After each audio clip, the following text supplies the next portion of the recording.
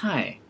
So, I've been thinking about our last couple of weeks in class and just kind of reflecting. And I just wanted to take a moment and talk about some larger issues of sexuality and gender identity.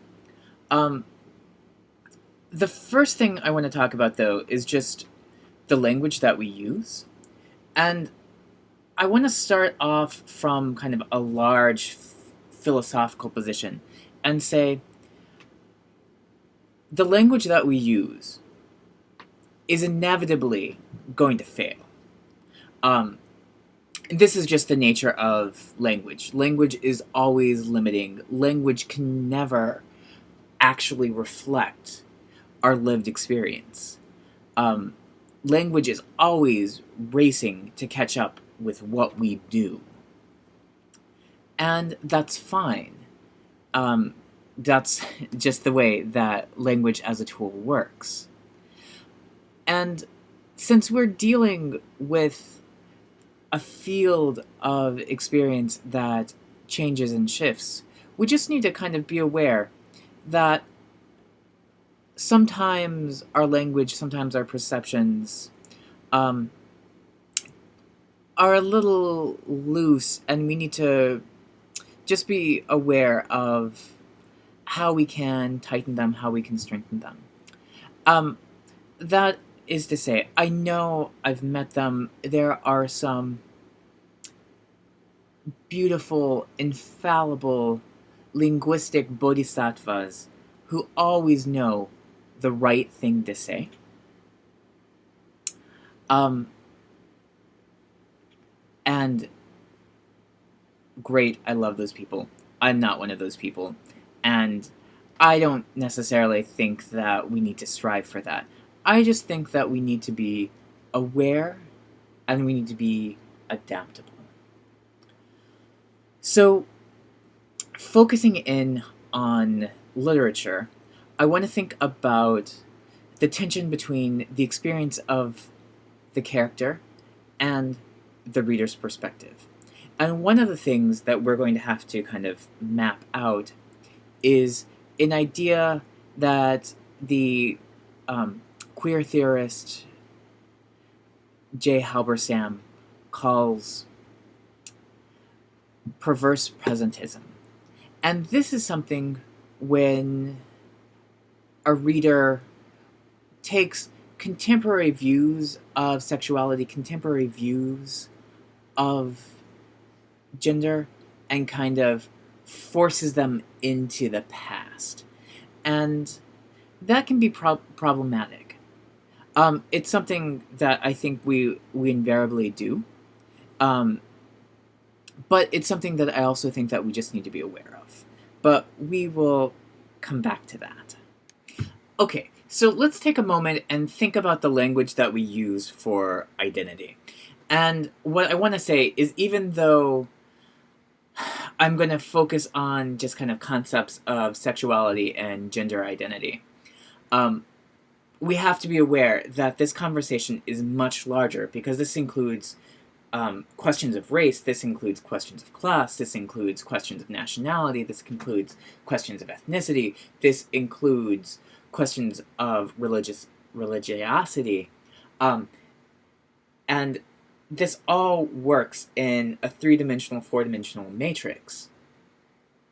But that being said, focusing on kind of a narrow field, I think most people kind of perceive of sexuality, sexual identity, gender identity like this. So we know that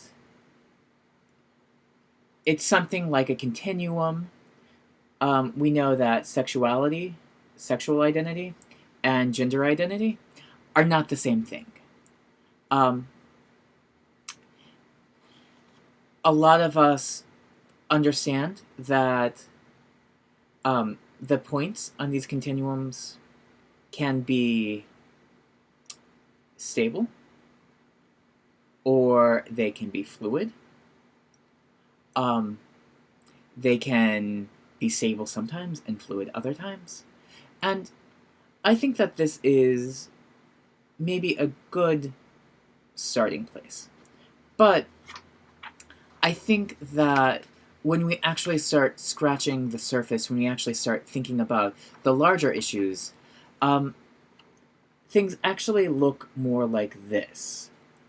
Um, sexuality, sexual identities, gender identities are like points of gravity, and they radiate out. They're not exclusive. Um, well, I should say they're not necessarily exclusive. Um, and it's a more difficult terrain to make assumptions about. Um, and the best thing that we can do is pay attention to individuals, whether they are in books, whether they are in front of us. So I want to just take a second and talk about how this kind of impacts what we're reading. So I want to start with the first book, and I actually really think I was trying to do something subtle, um, but I think I dropped the ball. So the first thing we read, Sexile. Um, it's a story about a woman, and I think that is maybe the most important thing that we need to understand. It doesn't matter from the beginning to the end. It's just a story about a woman. We can add a prefix to that, but when we add that prefix, I think that we really need to be clear of privileges that some of us are assuming. So if we say that this is a story about a trans woman, I think that we need to question ourselves and to think about why aren't we adding this prefix cis to everyone who doesn't meet Adela's life experience. So, just kind of be aware of that. And I think that, just to kind of, make sure that we have perhaps a better understanding. I think some things that we could say, like one way that we might describe her life experience is, Adela was never male, although she was assigned this gender. When we refer to her, we need to use the appropriate vocabulary and pronouns.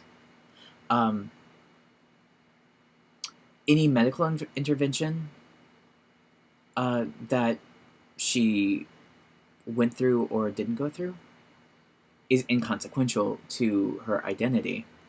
And in addition, I think that we just need to be aware of that. Think about how think about how people talk about themselves, and we follow their lead.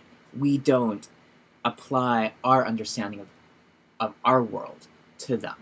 And I think that helps us improve. It helps us navigate some of the ways that language fails us and fails actual descriptions of experience. In the same way, I think when we look at Preservation of Innocence by James Baldwin, and when we look at You See, I'm a Homosexual by Richard Bruce Nugent, there's an underlying message in some of those texts, which is sexual activity is not a marker of sexual identity. And this is why we had this conversation about men who have sex with men versus gay men versus homosexual men versus homosexual women versus lesbians. Terminology matters, that identity matters, so we just need to be aware of that. And I think that as we're thinking about those, as we're processing that, there's something else that we need to think about. Next week, we're going to start looking at Well of Loneliness. And I want you to remember the first thing, that despite what the cover says, and the cover of my book says that it is a 1920s classic of lesbian fiction, and I want to say that's BS. It is not. I also want to say that sometimes people come to this book and they want to read it using our current conceptions of gender and say that this might be a novel about a trans man. And I want to say no. This is a novel about sexual inversion. And the reason why I want to stress that is because this is how the main character, Stephen, comes to identify herself, how she understands the world. So let's take a moment. So this is approximately how we can visualize how gender identities and sexual identities intersect.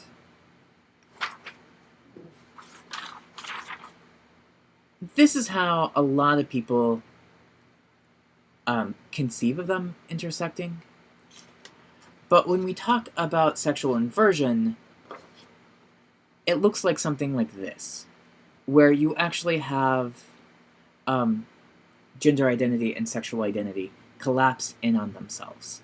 It's still a spectrum, but that identifications are really centered in the same place. And really, when we look at some of the characters in the book, these are some things that we'll have to keep in mind. Another thing that we should say is that sexual inversion, hopefully, seems very outdated to us, but it's better than the other conception, which looks like something like this, where it's a complete binary, where we have men and we have women and completely separate, and they are each what they are. So if we're thinking about the late 19th century and the early 20th century, if we go from this, which is completely binary, to something that looks like this, we're beginning to see a more sophisticated view of sexuality and gender identity. And when we start to think that we went from this to a conception that looks like this, we begin to see the more complex things. And then ultimately, when we begin to realize things look like this, we can see that we're even moving further ahead. We're understanding more about individuality, more about the many ways and uniqueness identity can be expressed. But ultimately, when it comes to us, we need to ask ourselves, how are we showing respect? And the first thing that we can do is pay attention to who's speaking, how are they speaking about themselves, and take their lead. Okay, I want to come back. I know I've gone on for a little while, but I want to come back and just quickly talk about perverse presentism. And I want to say that it is not necessarily wrong to fall into this. It's not necessarily wrong to think about how things would manifest in the present, but we have to realize and respect the ways that things manifest in the past and understand how that is different than now. And to kind of think about this, I was reading a opinion piece called "Where Have All the Butches Gone?" by Rowie Thorpe. I don't really know who this person is, but I thought that this article was interesting. I'll include a link to it. But I also just what I found interesting is that she has this line about how she was doing research in the 90s in Detroit, and she was talking about to women, she was talking with women who identified as lesbians, she was talking about the butch phenomenon, and then what she said is that the older women in this group, um, about 10% of them said that even though that they identified as lesbians in the 90s, they had said, well, if they had been younger, um, they would have actually per, um, identified as trans. But just when they were developing their identity, they didn't have that language, they didn't have that understanding of gender expression. And things change, how we talk about things as a language shift, and we need to understand that. We need to respect how people do identify themselves and not force our own worldview on them. And we need to just understand that as we're kind of navigating this, sometimes we will have a misstep, but that's okay as long as we're moving forward. Okay, guys, sorry I've rambled on for longer than I intended to, but I'm just kind of excited and interested in what we're going to do. Okay, so I will talk to you guys later. Bye.